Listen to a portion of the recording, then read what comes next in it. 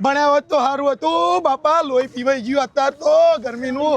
અલ્યા આ કાચી ઉંમરે આવા કાઠા કોમ ચમ કરી રહ્યા હો? અલ્યા મારો ભાઈ 10માં ફેલ થયો, હું 12માં ફેલ થયો. હવે કરવું હું મજૂરી. મજૂરી કરવાની જરૂર નહીં, તમારે પાસ થવું અને વરસ બચાવવું. ઓવા હા તો હેડો મારા જોડે, તમારા ભાઈબંધો જોડે તમે ભણશો અને કોલેજમાં એડમિશન પણ લેહો. હું વાત કરો.